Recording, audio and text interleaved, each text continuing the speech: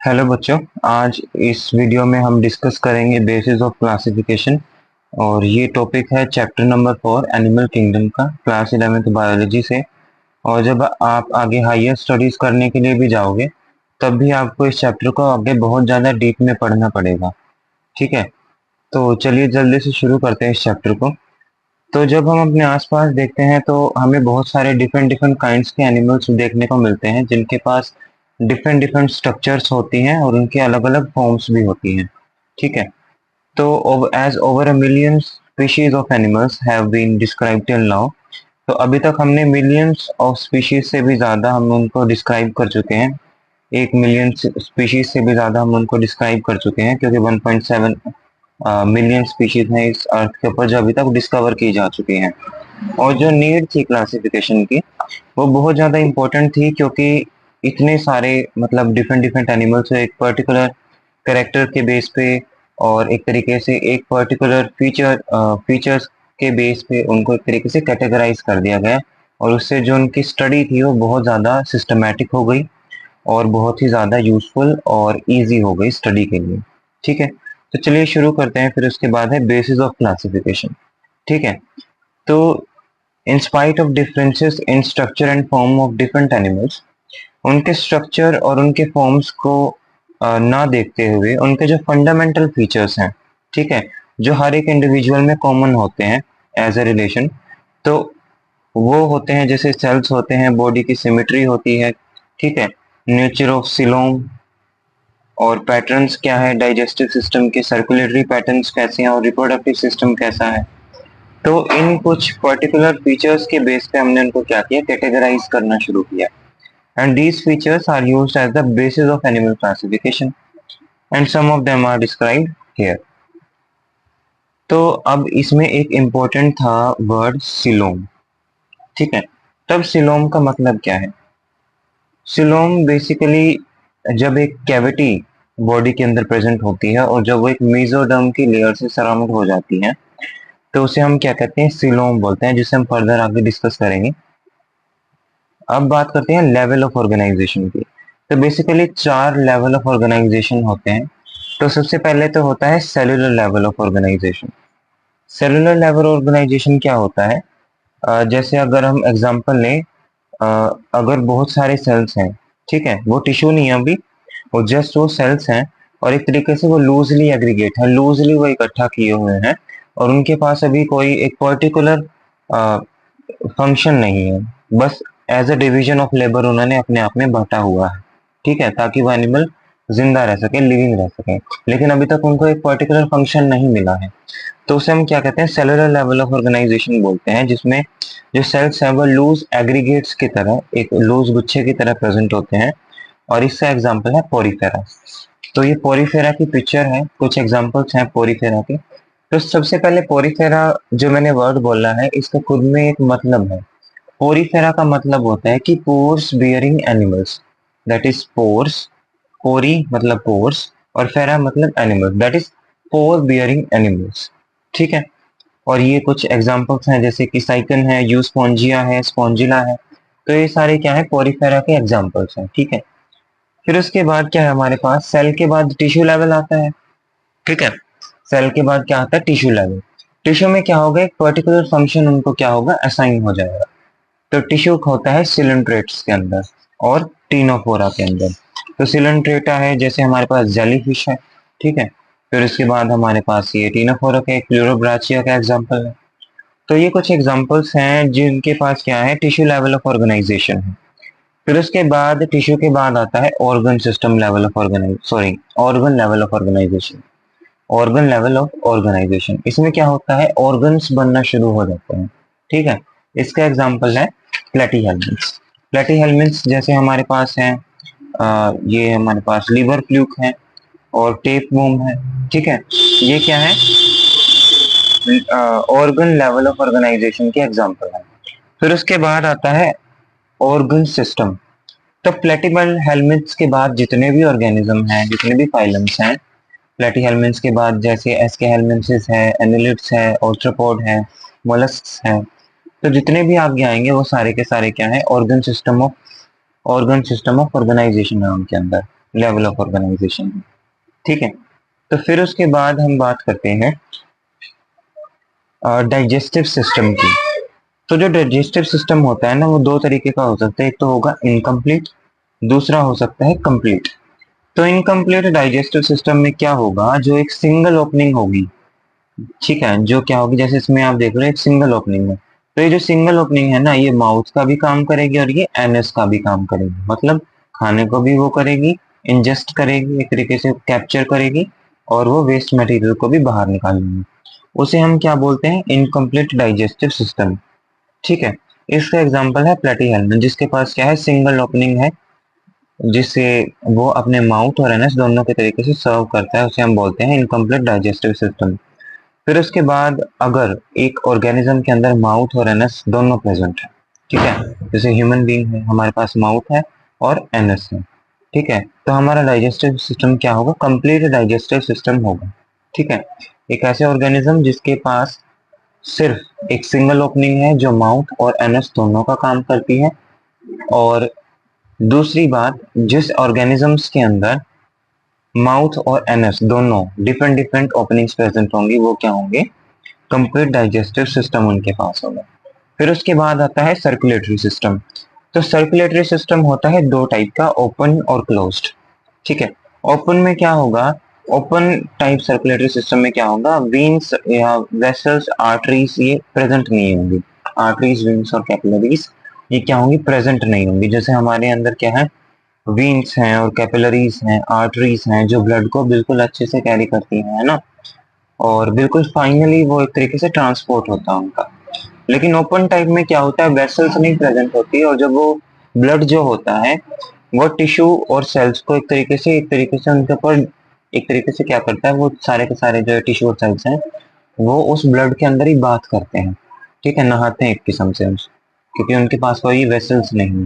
लेकिन close system में क्या होता है, उनके पास क्या है, वेसल्स प्रेजेंट है जो ब्लड को कैरी करती हैं, जैसे आर्टरीज, वेन्स और कैपिलरीज। फिर इसके बाद हम बात करते हैं बॉडी सिमेट्री की। तो बॉडी सिमेट्री हो सकती है तीन तरीके की, एक तो एसिमेट्रिक, जिसकी कोई सिमेट्री ही नहीं है, दूसरा है रेडियल। अगर मैं इरेजर है, जैसे ये मेरे पास क्या है, इरेजर है, तो अगर मैं इसको यहाँ ऐसे इस तरीके से कट करूं तो मेरे को इक्वल इक्वल हाफ्स मिलेंगे, अगर मैं ऐसे कट करूं तब भी मेरे को इक्वल इक्वल हाफ मिलेंगे, और ऐसे करूं तब भी मेरे को इक्वल इक्वल हाफ मिलेंगे, है ना, ऐसे करूं तब भी मेरे को इक्वल इक्वल हाफ्स मिलेंगे। तो कहने का मतलब ये है, जब हम किसी भी प्लेन को सेंट्रल एक्सिस से पास करें, ठीक है, उसकी सेंट्रल, जो सेंट्रल एक्सिस है, ये जो सेंट्रल एक्सिस होती है जहाँ पे इसका सेंटर ऑफ मास होगा एक तरीके से, तो जब हम उसके सेंट्रल एक्सिस से उसको कट करते हैं तो हमें इक्वल हाफ्स मिलेंगे, उसे हम बोलते हैं रेडियल सिमेट्री। इसका एग्जाम्पल है सिलेंट्रेट्स है, टीनोफोरा है, अकाइनोडर्म्स है। ठीक है, और अकाइनोडर्म्स में भी स्पेसिफिकली क्या होता है, जो इनका जो एडल्ट अकाइनोडर्म्स होते हैं वो कैसे होते हैं, रेडियली सिमेट्रिकल होते हैं, लेकिन जो इनकी लार्वल स्टेज होती है वो कैसी होती है, बाइलेटरल होती है। अब बाइलेटरल क्या होता है, अब एक ऑर्गेनिज्म है, उसको अगर आप सेंटर ऑफ सिमेट्री से कट करोगे तो उस एक ही एक्सेस से आप उसको कट कर सकते हो, सिर्फ एक। ठीक है, जैसे अगर मैं बात करूं ह्यूमन बीइंग की, अब उसको आप एक तरीके से, जैसे ह्यूमन बीइंग है, अगर मेरा हाथ भी लो आप, ठीक है, तो आप यहाँ से ऐसे ही तो कट करोगे इसको, जैसे तीन उंगलियां हैं, तो इसको आप ऐसे तो कट करोगे, ऐसे थोड़ी कर सकते हो, नहीं ऐसे कर सकते हो, नहीं ऐसे कर सकते हो, है ना। तो एक तरीके से क्या है, बिल्कुल एक ही एक्सेस मिलेगी आपको बॉडी को कट करने के लिए, वो होगा बाइलेटरल सिमेट्री। ठीक है, इसका एग्जांपल मोलस्क मोलस्क है, आर्थ्रोपोडा है, और भी बहुत सारे एग्जांपल्स हैं। एक होता है असिमेट्रिकल, मतलब वो कट ही नहीं हो सकते बिल्कुल इक्वल हाफ्स में, जैसे स्पॉन्जेस हैं, पोरिफेरा है। ठीक है, तो ये थी हमारे पास डिफरेंट डिफरेंट टाइप्स की सिमेट्री। फिर उसके बाद आ जाता है हमारे पास डिप्लोब्लास्टिक और ट्रिप्लोब्लास्टिक ऑर्गेनिजम्स कौन होते हैं।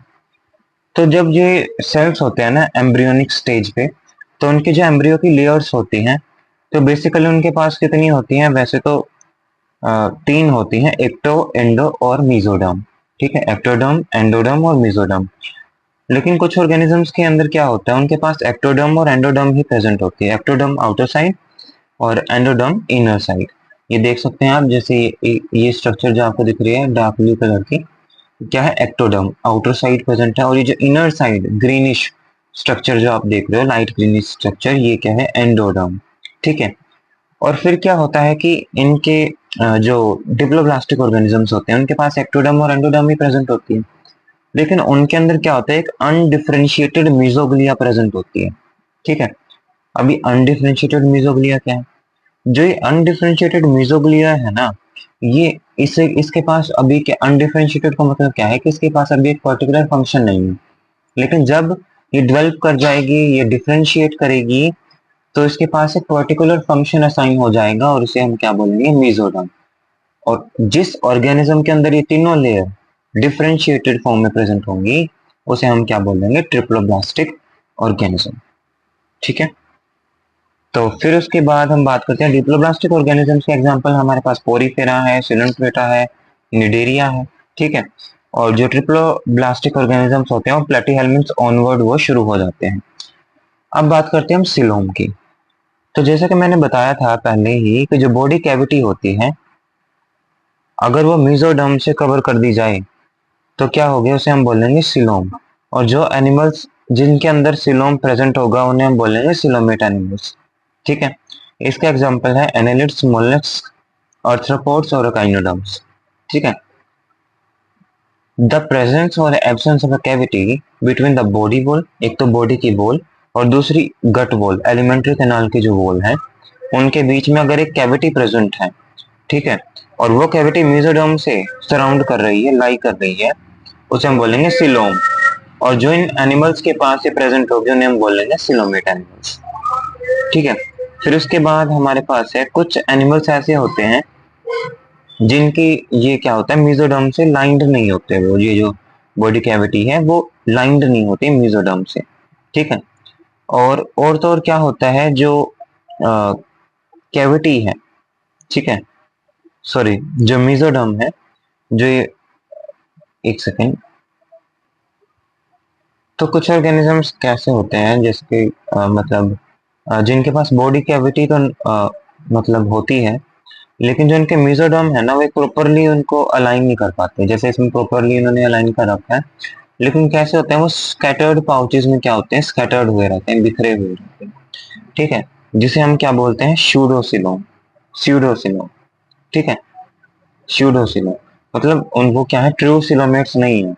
ठीक है। स्यूडो का मतलब होता है फॉल्स, एक तरीके से। कुछ ऑर्गेनिजम्स कैसे होंगे जिनके पास बॉडी कैविटी ही नहीं होगी, उन्हें हम क्या बोलेंगे, असिलोमेट एनिमल्स।